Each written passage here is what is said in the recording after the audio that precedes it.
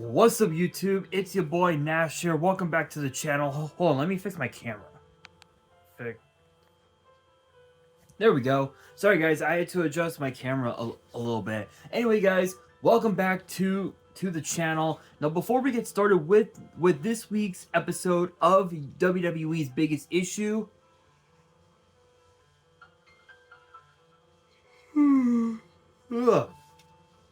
excuse me.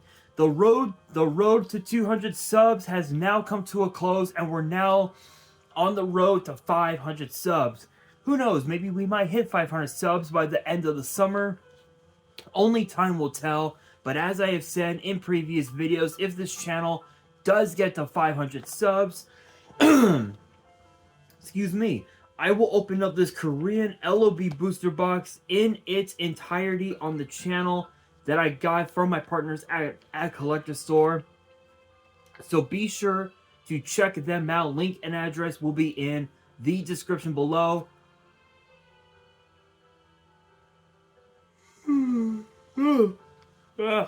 Excuse me. By checking them out, not only does it support them, it also supports the channel, and I would greatly appreciate it. On the hopes to potentially pull a Blue Eyes White Dragon, a Dark Magician, a Red Eyes Black Dragon, a piece of Exodia, Monster Reborn, Pot of Greed. The possibilities are definitely out there.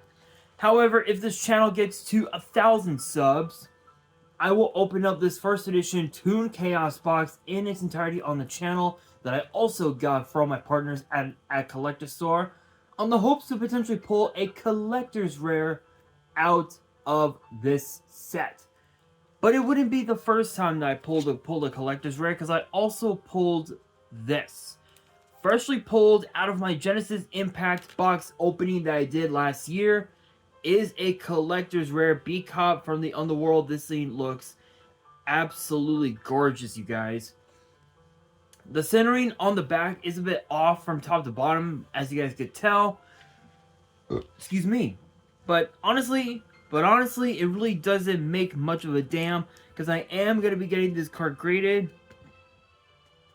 But I never came up with a good opportunity to do so. But with that being said, if you guys want to see those boxes get opened, maybe you guys want more episodes of WWE's Biggest Issue. Maybe you guys want more episodes of Yu-Gi-Oh's Biggest Issue, deck profiles, card discussions, WWE topic videos, or maybe, just maybe, you guys want some premium live event predictions and results. Well, if you guys want all of that and more, my channel is the place to be. So if you guys are new to the channel, and I know that a lot of you guys are, because more than 80% of you guys are watching the content, but you guys aren't even subscribed, and to top it all off, we gotta get more women to watch the content as well. So if you guys are watching the content, you like the content, and you want more of the content, but you guys haven't subscribed yet, make sure you guys do indeed subscribe to the channel. Turn on the notification bell. Smash that thumbs up button on this video. And as always, make sure you guys are following me on all of my social media. My ads will be in the description below, as will the info to my fan mail. It will also be in the description as well. And as we draw closer and closer to NXT Stand and Deliver, and of course WrestleMania weekend in general, the question of the day that I have for you guys to post in the comments below is this: what match would you guys like to see the most at NXT Stand and Deliver? Let me know down in the comments below. And that is exactly what we are going to be talking about for this week's episode. And honestly, looking at the list that I have, not gonna lie, it's pretty stacked. It's a pretty stacked card, but to be fair, none of us know if we're actually gonna be getting any of these matches whatsoever. So I'm not gonna waste any time. Let's get straight into it. Kicking things off, we have Lyra Valkyria versus Roxanne Perez for the NXT Women's title. Naturally, we know that We know that Lola Vice wants the NXT Women's title. So does Roxanne Perez. What do you do? What do you do? Do you put them in a triple threat match, or do you put them against the champion, one challenger at a time? My opinion is do them one at a time. Start with Lola Vice at NXT Roadblock, and then Roxanne Perez at Stand and Deliver, depending on who ends up becoming the NXT Women's Champion. Odds are, if that does come to pass, and it's Lola Vice versus Lyra Valkyria, Lyra ends up winning the title. So we get the match that should have taken place at Vengeance Day, being Lyra Valkyria versus Roxanne Perez at Stand and Deliver. And the funny thing is that there's been a lot of rumors going around saying that this year, 2024, will be the year that we get to see Roxanne Perez make her way to the main roster, more specifically Monday Night Raw. If these rumors are true and Stand and Deliver will be Roxanne Perez's last match, I say go for it. Challenge for the NXT Women's title, and win or lose, you've basically decided to ride off into the sunset that is Monday Night Raw, or potentially Friday Night SmackDown. Because we know that both Adam Pearce and Nick Aldis want to provide the best deal, if you will, for any upcoming WWE superstar coming up from NXT. And ironically enough, Aldis ended up winning Braun Breaker. As far as Jade Cargill, on the other hand, there's been rumors that she actually signed a SmackDown contract. So we don't know if those rumors are true, but honestly, the idea of Roxanne Perez being a part of the Raw roster, I love it. I mean, think of the talent that's on Raw. You got Becky Lynch, you got Rhea Ripley, you've got Nia Jax, you've got Candice LeRae, Indy Hartwell, you've got Maxine Dupree, Ivy Nile, Valhalla. The talent that's on Raw is immeasurable. It's absolutely insane. On SmackDown, though, everyone knows, SmackDown, you've got Damage Control, you've got Dakota Kai, Bayley, you've got Scarlett, you've got who else can I name? Charlotte Flair, Naomi, Zelina Vega. Sorry guys, I had a piece. Sorry guys, I had a piece of skin dangling on my finger. Anyway, who else can I name that's on SmackDown? Vega I mentioned, Elektra Lopez. You got quite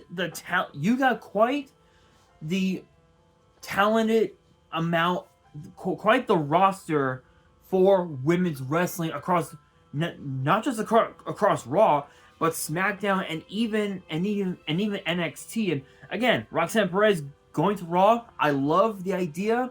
Why not go out in a blaze of glory, challenging for the NXT Women's title at Stand and Deliver during WrestleMania weekend? Why not? I say go for it. Why not?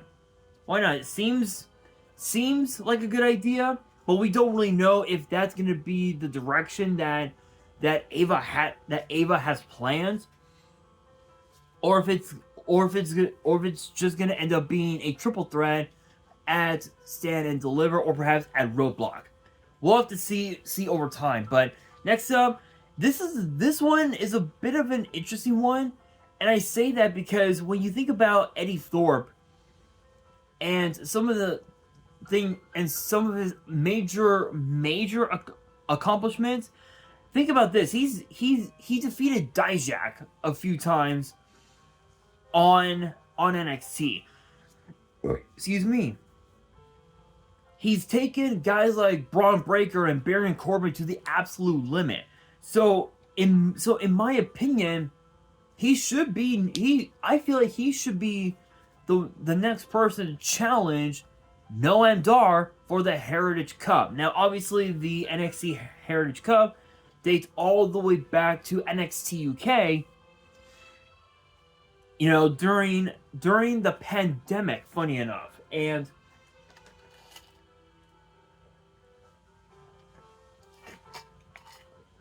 what I find so interesting, though, is that the Heritage Cup has had guys like A-Kid, guys like Tyler Bate, guys like Mark Coffey, Noam Dar, just to name a few, who won the cup and brought honor into it. And funny enough, Noam Dar, don't get me wrong, he is the longest reigning Heritage Cup champion of all time. The problem is that he's relied so much on Metaphor to help him retain his title. It's gotten to the point where his title run is just stale. It is as stale as 2-week-old popcorn. Literally. So, my honest opinion, I say put him in a match with Eddie Thorpe. Metaphor completely banned from ringside. Eddie Thorpe wins it. That's just how I see it. But now we gotta talk about the NXT title, and Ilya Dragunov has been a dominant champion since winning the title from Carmelo Hayes at NXT No Mercy. And the crazy thing about it is that obviously we now know, and obviously we knew full well, we knew right from the get-go that it was Mello who attacked Trick Williams back in October. And what's interesting is that here's my question, and I want you guys to post in the comments below your honest opinion. I really would love to see and hear what you guys have to say. But was it Trick Williams' fault that he got put into the NXT Championship picture? Because I don't think it is. I don't think it was his fault. Because they both agreed that Mello would chase after the NXT title. Mello would chase after the NXT title. Trick would end up chasing after the NXT North American title. In my honest opinion, and I'm saying this because I have that much respect for Ilya Dragunov because I'm such a big fan, but I'm saying this not to disrespect him in any way, shape, or form, but it's his fault.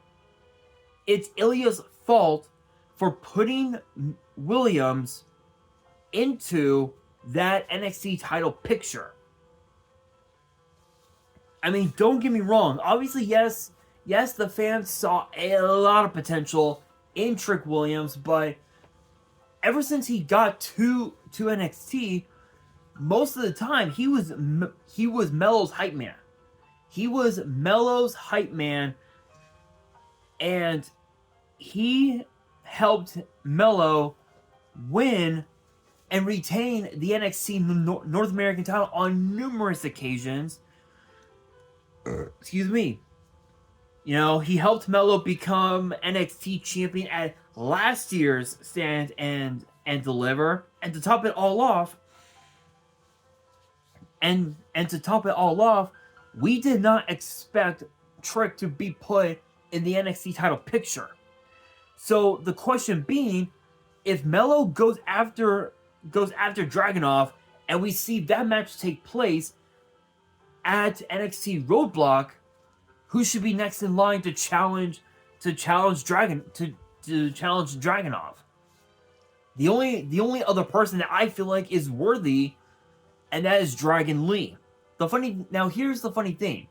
Even though Dragon Lee is now a part of SmackDown, he's been granted permission to stay in NXT for just a little bit longer, and there's been rumors that Stand and Deliver this year might just end up being his last NXT Premium Live event before truly jump shipping over to SmackDown full time. And honestly, going up against Ilya Dragunov would be a perfect fit for Dragon Lee, because think about this.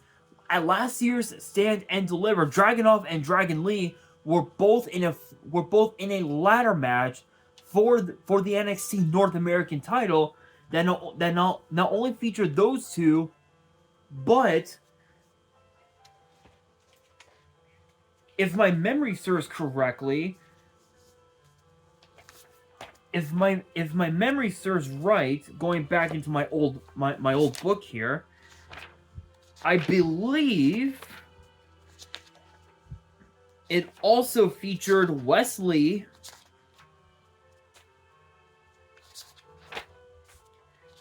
It also featured Wesley,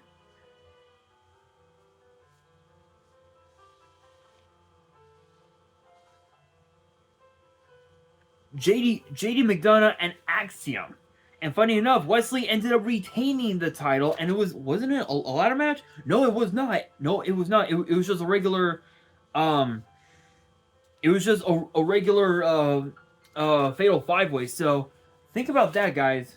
Think about that. It's absolutely crazy. Absolutely crazy. So, in my opinion, I feel like it's only right if Dragon Lee and Ilya Dragunov faced off at Stand and Deliver for the NXT title. In my opinion, that right there has the makings of a huge dream match, a match of the year candidate, in my honest opinion. But obviously Dragunov is gonna have to defend the NXT title at Roadblock.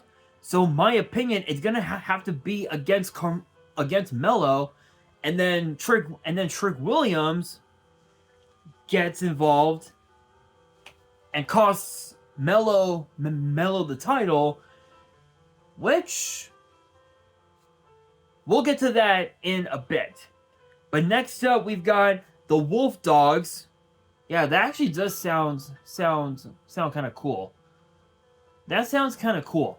Baron Corbin and Braun Breaker defending the NXT Tag Team titles against the D'Angelo family, OTM, and of course, Chase U.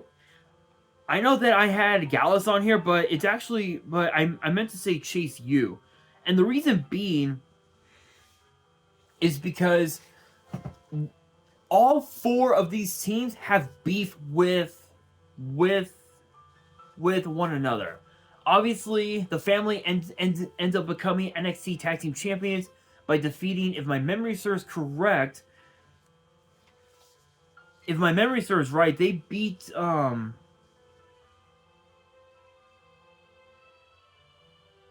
did they defeat? Who was it? Gallus? Yeah. They defeated Gallus last year, I think, at the Great American Bash.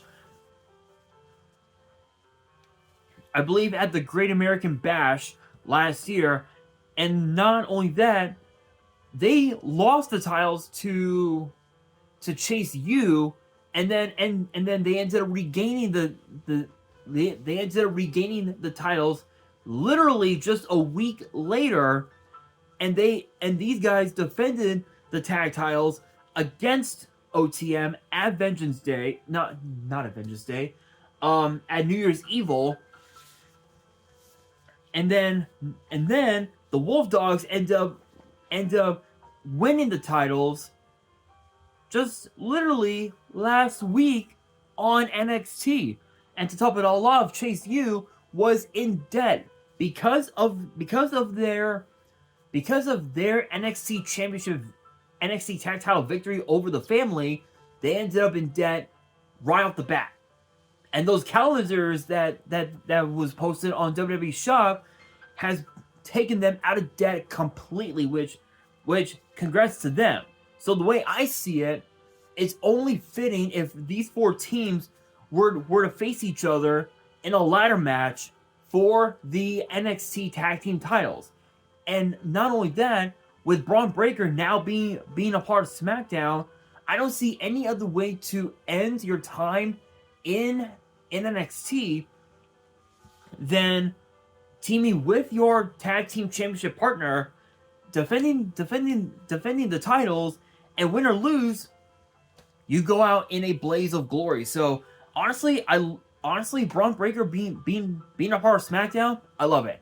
I think it's gonna be awesome to see how far Braun Breaker is willing to go to make it to the top.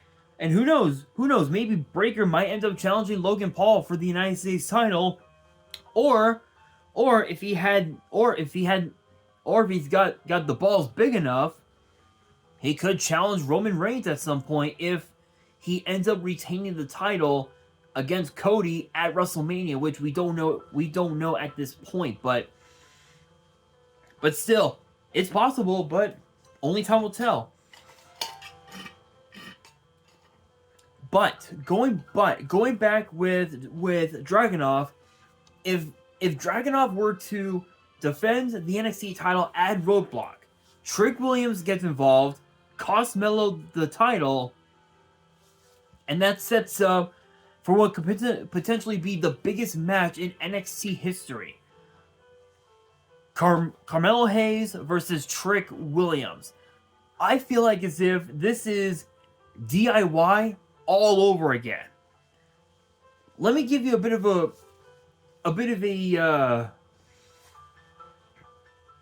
flashback story, if you will. Go back to TakeOver Chicago, NXT TakeOver Chicago in 2017.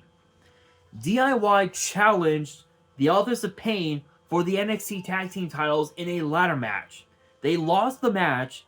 Tommaso Ciampa attacks Johnny Gargano, and not only did that set up a 4-year rivalry between the two, but think about this.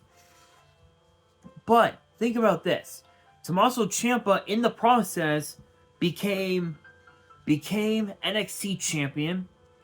Johnny Gargano became NXT North American champion, and because that Tommaso Ciampa ended up with a neck injury, Gargano ended up becoming NXT champion. Not only that, but DIY was able to reunite for just a brief moment against Mustache